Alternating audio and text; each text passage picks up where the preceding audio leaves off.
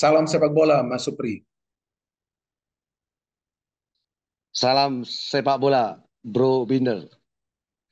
Terima kasih Mas Supri sudah meluangkan waktunya untuk bicara di Bola Bung Binder nih. Saya tahu Mas Supri kan sibuk dan dadakan ini tadi saya telepon Mas Supri. Aman, aman bro, aman bro, aman bro. Oke, Demi Indonesia, ya siap. kan? Kita dukung terus timnas Indonesia, Bro. Oke, Bro, begini. Siap, pasti. Sekarang kan Oke, ya, sekarang kan kita tahu bahwa timnas kita permainannya kan sudah beda total ya. ya. Mulai dari pertandingan yang lawan Vietnam di kandang kita sendiri, kemudian kita bisa menang away to Vietnam. Oke, Mhm, kita mhm. kalah lawan Irak, tapi kita bisa menang lawan Filipina dan pertandingan terakhir lawan Arab Saudi, kita berhasil menahan imbang Arab Saudi di kandang Arab Saudi. Ya, bisa mendapatkan satu Yes. poin. Karena kita tahu sulit sekali mendapatkan satu poin di Arab Saudi ya. Kita lebih sering kan kalah lawan mereka. Nah, hari ini kan pertandingan lawan Australia nih. Ini pertandingan kedua Hmm, hmm. di fase grup C. Nah, kalau menurut Bro Supri seperti apa nih peluang kita di pertandingan nanti malam? Iya, terima kasih Bro Binder sudah mengundang saya untuk bisa sedikit membantu mengamati berbicara sepak bola Indonesia, terutama progres mereka. Ya kan? Membangun sebuah tim memang tidak mudah. Bagaimana Sintayong sudah melaluinya dengan tahapan yang luar biasa, pondasi mereka bangun, mendatangkan pemain-pemain diaspora, pemain-pemain yang memang sangat dibutuhkan untuk bisa berjalannya game plan dan akhirnya hasilnya luar biasa.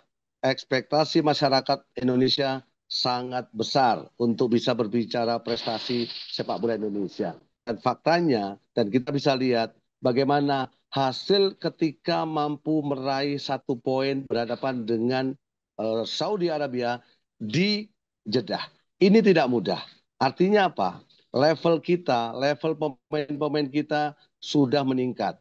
Bagaimana Jepang, bagaimana Australia, pastinya mereka akan berpikir panjang bahwa Indonesia sudah punya kekuatan, bahwa Indonesia sudah memiliki knowledge dalam bermain bola dengan baik dan benar untuk bisa mengejutkan dan terbukti di pertandingan pertama meraih hasil luar biasa dengan satu poin. Itu tidak mudah. Kita harus bisa mengapresiasi mereka. Oke, apa yang Anda lihat, Bro, yang berbeda dari permainan Indonesia di pertandingan lawan Arab Saudi dibandingkan permainan sebelumnya lawan Filipina yang kita menang 2-0 tuh di kandang kita sendiri? Apa perbedaannya apa? Ya pastinya, ya pastinya adalah satu penambahan komposisi pemain. Bagaimana Martin Paes sudah bisa dimainkan, kemudian kita punya Profesor Tom Hai, bagaimana pemain-pemain seperti Ragnar begitu militan, kemudian game plan dari seorang Sintayong juga sangat konsisten, sangat disiplin sepanjang 90 menit. Bagaimana 5-4-1 yang diterapkannya juga berjalan dengan sangat baik. Defense counter yang dilakukan di saat melakukan transisi itu menjadi kredit point untuk tim nasional kita bisa menyulitkan pelatih sekelas Mancini, membuat Ya. mereka frustasi. Witan Suleman juga bersinar menjadi pembeda pergerakan meminta bola di belakang pemain lawan itu juga menjadi kunci, bro. Oke, Bro, sekarang kita bahas tentang pertandingan nanti malam nih. Tadi kan saya menanyakan tentang Ya, peluang, tapi kan Bro Supri membahas tentang proses yang dijalani oleh Sintayong dengan para pemain ya. Nah, sekarang untuk ya, pertandingan nanti malam, modal hasil imbang lawan Arab Saudi ini apa sudah cukup atau sebetulnya masih ada kekurangan dari permainan timnas kita? ya ada dua sih, bro, yang selama ini gua lihat ya, bahwa Oke, game plan apa? bisa berjalan dengan baik. Satu, ya kan? Oke, Terbukti dengan menahan imbang 1-1 ketika berhadapan dengan oke, Arab itu memperlihatkan bahwa game plan dari Sintayong baik itu defense ataupun transisi ataupun attacking itu sudah dalam skema yang Sintayong harapkan. oke, Kemudian yang kedua adalah bermain di kandang itu akan membuat motivasi psikologis oke, mereka akan meningkat dengan oke, pencapaian satu poin bermain di hadapan pendukungnya itu akan membuat oke. mentality mereka akan begitu luar biasa. kita tahu bahwa ekspektasi masyarakat tinggi. Kita Ya, tahu bahwa mereka akan berbondong-bondong datang ke Indonesia. Pastinya betul. hanya ingin melihat Indonesia meraih 3 poin. Karena apa? Saya punya keyakinan bahwa hanya satu yang bisa mengalahkan kita, yaitu Allah. Tapi untuk klub, untuk tim, untuk negara pun, untuk sekarang, Indonesia pasti akan bisa berbicara banyak dan mengejutkan di fase round 3 ini. Ya, artinya para pemain kemungkinan akan percaya diri untuk pertandingan nanti malam dong lawan Australia. Pastinya dengan pencapaian 1 poin, dengan bermain di kandang, tidak hanya percaya diri, mentality mereka akan meningkat. Bagaimana game plan akan bisa berjalan dengan luar biasa. Pastinya, dan saya yakin para pemain kita akan bisa mendominasi, akan mengontrol. Oke. Walaupun Hmm. Australia bukan tim atau negara yang lemah. Mereka Betul. langganan Piala Dunia. Yes. Tapi pencapaian ketika menahan Arab Saudi ini menjadi nilai poin untuk para pemain kita bisa berbicara banyak nanti di pertandingan kedua. Oke, yang saya melihat permainan Indonesia lawan Arab Saudi itu kekuatannya sebetulnya berada di koordinasi di lini tengah dan juga di lini pertahanan. Itu yang saya lihat. Yes, Itu yang betul. saya lihat kekuatan Indonesia. Tapi kekurangannya adalah dari segi finishing dan juga dari segi final pass di sepertiga lapangan bagian penyerangan. Jadi pada saat Ya, kita transisi itu sudah bagus. Tapi umpan kunci betul. terakhir itu kadang-kadang ada pemain yang terlambat berikan passing, ada pemain yang terlalu cepat berikan passing. Nah, Ya, Anda memperkirakan untuk pertandingan nanti malam, apakah Sintayong seharusnya sudah bisa melakukan pembenahan dan menginstruksikan kepada para pemain agar kalau bertahannya dan pressing di tengah itu sudah bagus, ini transisi ini harus maksimal. Ya, gimana Anda memperkirakan apakah nih strateginya akan seperti apa dari Sintayong? Apakah dia akan melakukan perubahan formasi atau mungkin juga melakukan rotasi di lineup? Seperti apa kira-kira? Ini kan hanya perkiraan saja. ya gambarannya pasti ya. Bermain away ketika menahan seri Arab tidak mudah, walaupun hasilnya maksimal. Tapi Oke, sekarang Indonesia bermain di kandang sendiri. oke, Banyak masyarakat menunggu, banyak oke. pemain-pemain yang ingin memperlihatkan bahwa mereka itu pantas untuk berada dan memakai jersey Indonesia. Pastinya evaluasi sudah dilakukan oleh Sintayong. Open play, bermain terbuka dengan militansi, dengan kecepatan pastinya akan diterapkan Sintayong dari menit-menit awal. Apalagi Sintayong sudah mengatakan bahwa stamina para pemain kita sudah bisa dimaksimalkan di pertandingan kedua selama 90 menit. Artinya apa? Sintayong percaya diri dengan komposisi pemain-pemain yang sudah dimainkan di pertandingan pertama ketika menahan seri Arab Saudi. Dan saya yakin itu. Wing play, kemudian kolektivitas di lini tengah, pasti akan lebih meningkat. Ditambah lagi pengalaman Jai bermain di Serie A, kemudian sayap-sayap kita juga akan menopang bagaimana kemampuan-kemauan dari seorang Strik untuk membuka ruang, meminta bola turun ke bawah, dan nomor 8, nomor 10 di mana Witan ataupun gelandang-gelandang yang lain pasti akan muncul dari second line. Itu yang ada di gambaran di kepala saya di pertandingan sore nanti atau malam nanti. Oke, saya sepakat juga dengan Anda, Bro. Karena pada saat bermain di kandang sendiri, memang kita harus berani bermain menyerang ya. Kita harus Ya, bisa mendapatkan 3 poin. Kalau minimal ingin lolos ke round 4 dari babak kualifikasi ini. Tapi yang menarik bagi saya, seperti yang tadi Anda katakan wing play. Nah, Anda kan juga pada saat masih aktif bermain, bermain di sayap kiri. Sorry, sebagai ya, wingback ya, wingback sebelah betul. kiri ya. Nah, Ya, ada ya. satu pemain yang menarik perhatian saya, yang saya juga berkali-kali telah menjelaskan kepada viewers kita di platform saya, yaitu Calvin Verdong. Mhm, Ini mhm, mhm. kalau sebelumnya ya, ini yang saya cermati ya, sebelumnya kan ada Arhan, ada Shane Patinama ya. Ya, Mereka sering dirotasi di line up oleh Sintayong. Kadang-kadang Arhan yang bermain mhm, dari awal, Shane Patinama belakangan. Kadang-kadang Shane Patinama di awal, Arhan masuk ya, belakangan. Tapi dalam 2 pertandingan terakhir, lawan Filipina dan juga lawan Arab Saudi, Kelvin Verdong selalu bermain sebagai starter. Dan saya melihat ya, permainan dia lawan Arab Saudi adalah permainan terbaik dia sejauh ini. Walaupun itu pertandingan dia bermain full ya. Lawan Filipina dia gak bermain full karena kayaknya ada cedera dia. Jadi dia hanya bermain 70 menit kalau nggak salah. Tapi lawan Arab Saudi dia bermain full dan napasnya itu gak habis. Ya, defense-nya kuat, counternya dia cepat. Nah, Anda melihat pemain ini seperti apa? Kalau menurut saya ini salah satu pemain kunci dari timnas Indonesia. ya, sangat setuju. Dan saya melihat memang untuk pemain belakang, tipikalnya tidak hanya kuat dalam melakukan serangan, tapi dia harus punya keseimbangan. Artinya apa? Setiap individu dituntut untuk memiliki stamina yang luar biasa, yang prima. Nah, dan peran dari Perdo sejauh ini memang terbukti. Dia selalu menjadikan pilihan utama. Bagaimana keseimbangan dia di saat melakukan attacking, bagaimana transisi dia di saat defense itu sangat baik. Itu sangat menopang kinerja lini pertahanan ataupun lini serang kita sejauh ini. Dan memang kepercayaan dari Sintayong memang sudah dia jawab dengan sangat luar biasa. Artinya kemampuan, kualitas dan pengalaman mental dia bermain di Eropa, dia bisa maksimalkan di tim Oke, nasional Indonesia. Oke, Itu bro. tadi Anda juga mengatakan soal Jay Itzes. Kalau saya melihat pemain ini bukan saja cool, tapi super cool, sangat tenang di atas lapangan. Yes, sangat Nah, iya. betul, betul. Dan Jay Itzes ini tampak klik dengan Tom Hay di depan. Bahkan berkali-kali Tom Hay itu bisa turun ke Mhm. belakang untuk menjemput bola ya ke ruang pertahanan. Ya, Nah, sebagai pemain yang juga pernah membela timnas, nah sebetulnya kalau punya back seperti Jay Itzes itu di belakang itu memberikan kepercayaan diri atau enggak sih para pemain yang berada di depannya? Nah, Anda kan juga lama ya bermain di sejauh timnas ini kan? hmm, ya, ya. Sejauh ini bagaimana performa dari Jazz tidak hanya postur tubuhnya yang tinggi, dia juga reading the game-nya luar biasa. Oke, Bagaimana dia juga mampu untuk menghalau, mampu mengcover pemain-pemain yang lain. oke, Dan ketika pemain kita atau tim nasional kita mencoba untuk melakukan build up, dia oke, menjadi aktor yang penting untuk mengalirkan oke, bola tidak hanya ke samping, tapi ke Tom Hai. Ini oke. menjadi kekuatan, ini menjadi tembok yang begitu kokoh dan memberikan kenyamanan untuk lini tengah kita.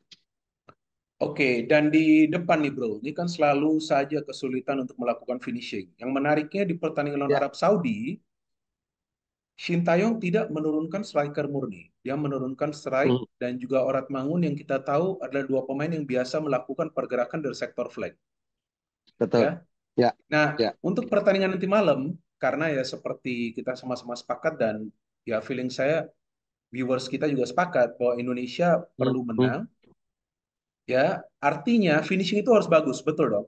Dari pemain yang di depan lah. Ya, Karena kan supply bola kan akan diberikan betul. kan ke depan, progressive passing. Ya, Nah, apakah ya. mungkin nggak di pertandingan nanti malam tuh Sintayong menurunkan, ini hanya perkiraan kita, menurunkan striker yang bisa melakukan finishing atau striker Mhm. murni lah. Karena Ya. di bangku cadangan itu di pertandingan lawan Arab Saudi ada Dimas Derajat, ada Ramadan Sananta dan juga Hoki Caraka. Nah, Mhm. apakah di Mhm. pertandingan nanti malam Sintayong berani nggak memainkan tiga striker di depan atau dengan formasi yang sama nih 3-5-2? Saya pikir pastinya dengan bermain terbuka, dengan keunggulan bermain di kandang, kemudian Oke, ingin menciptakan gol terlebih dahulu, saya oke, berpikir bahwa Sintayong pasti akan memainkan atau melakukan rotasi dengan oke. memainkan pemain yang punya naluri insting yang sangat tinggi. Mungkin bisa saya kedepankan adalah satu Dimas Derajat.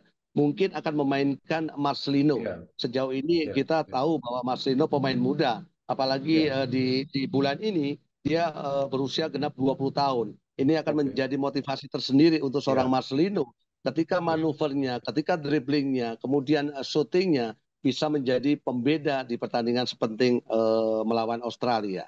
Dan kita juga harus angkat topi untuk Urat Mangun. Bagaimana iya, kemampuan holding ball dia yang begitu kuat, fisik dia yes, yang luar biasa. Itu akan iya. sangat membantu kinerja dari siapapun nanti, baik itu Dimas Derajat ataupun Marcelino Ferdinand bermain di starting 11 di 45 menit babak pertama.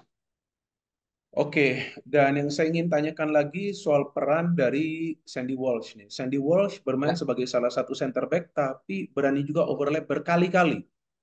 betul. Berkali-kali itu dia maju, berada di kanan, berada di tengah, bahkan golnya Orat Mangun tuh kan ada kena Ya, deflection dia juga. Nah, padahal dia ini center ya. back. Dan Sandy Walsh adalah pemain yang sering tampil loh bagi timnas Indonesia sejak dia Mhm, dinaturalisasi ya. Kan dia mhm, dinaturalisasi awal ya bersama Shin dan juga Jordi Amat kan. betul. Nah, saya melihat pemain ini Ya. punya karakter yang tenang.